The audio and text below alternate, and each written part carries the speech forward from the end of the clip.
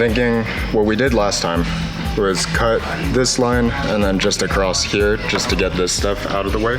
And then go in with the rest of it? Yeah, and then just cut up to here and then follow this line as like a secondary cut.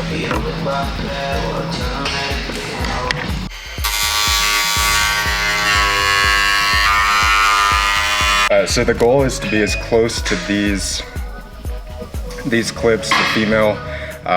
This part still clips in to the skeleton, so we want to retain these but want to be as high up and close to them as possible.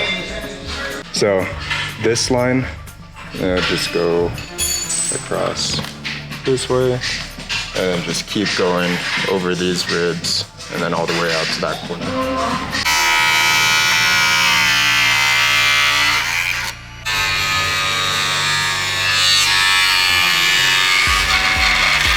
Yeah, so from here, I'm just gonna follow this line, basically this corner all the way across, and that should be just about the final cut for height, and then we'll come back and we'll trim these.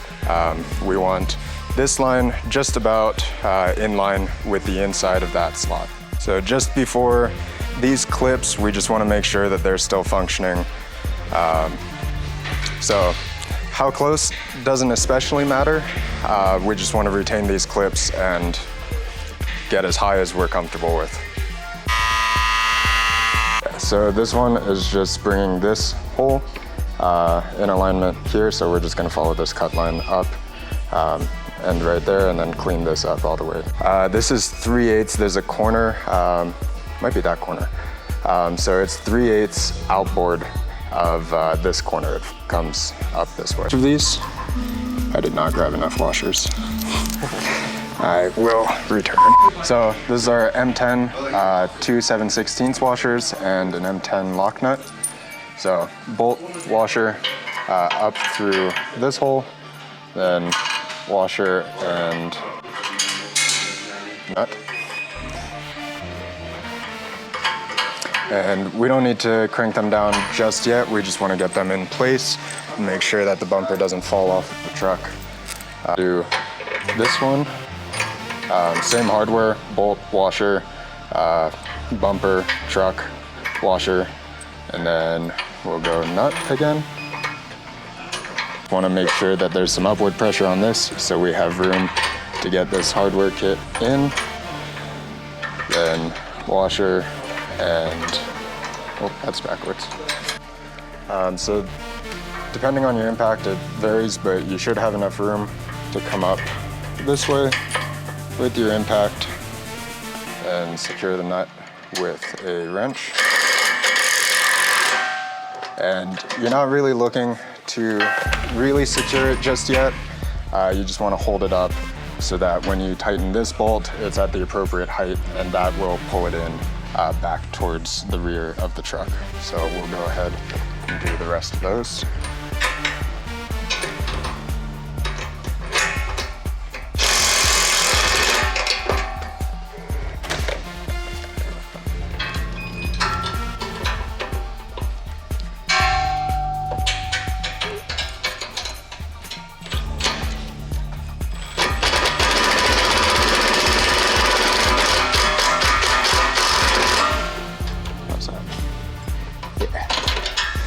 So just measuring from this edge out to this edge, doesn't have to be a perfect measurement, but what we're really trying to gauge is that's about 1 1/8 inches. And we'll come to the other side, also about 1 1/8 inches. So we're just trying to get this bumper centered with the vehicle so that once we put the OEM bumper back on, everything will line up. All of the cuts should be even. We have these all loosely tightened up, just so that this bumper is fixed pretty high and tight to this bracket, and we'll start tightening this down to really pull this bumper back into the truck. Once that's tightened, we're gonna go ahead and crank these two down, and then we'll move into these two bolts. So these are the OEM M12 bolts that we pulled off of the factory crash bar. We're just going to reinstall them here. There's one there and one there.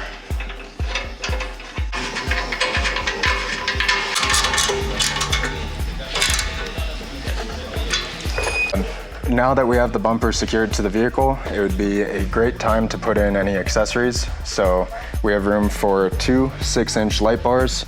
You can bolt your fair lead up here, and we'll have winch mounting points all throughout here. Winch just drops in.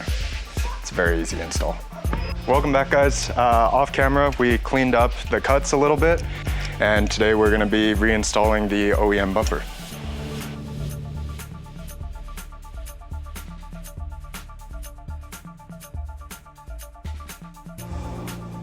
When you get the OEM bumper back on, make sure you don't miss any clips.